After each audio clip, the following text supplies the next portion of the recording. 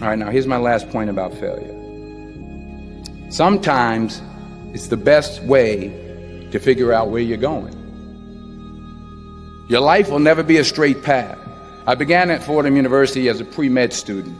I took a course called cardiac morphogenesis. I still can't say it. Cardiac morphogenesis. I couldn't read it. I couldn't say it. I sure couldn't pass it. So then I decided to go into pre-law, then journalism. And with no academic focus, my grades took off in their own direction.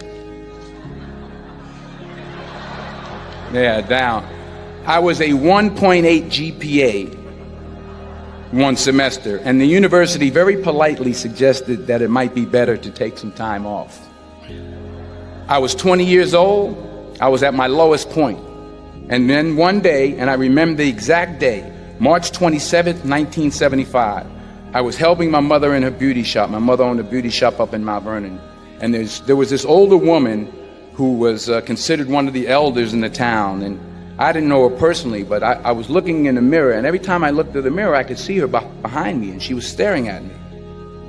She just kept looking at me. Every time I looked at her, she kept giving me these strange looks. So she finally took the dryer off her head and she said something I'll never forget. First of all, she said, "Somebody give me a piece of paper. Give me a piece of paper." She said, "Young boy, I have a prophecy, a spiritual prophecy." She said, "You are going to travel the world and speak to millions of people." Now, mind you, I'm 20 years old. I'm flunked out of school. In fact, like a wise ass, I'm thinking to myself, maybe she's got something in that crystal ball about me getting back into school next fall.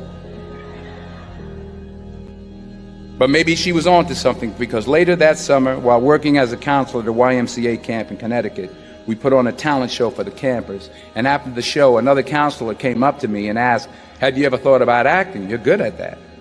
So when I got back to Fordham that fall, I got in and I changed my major once again for the last time.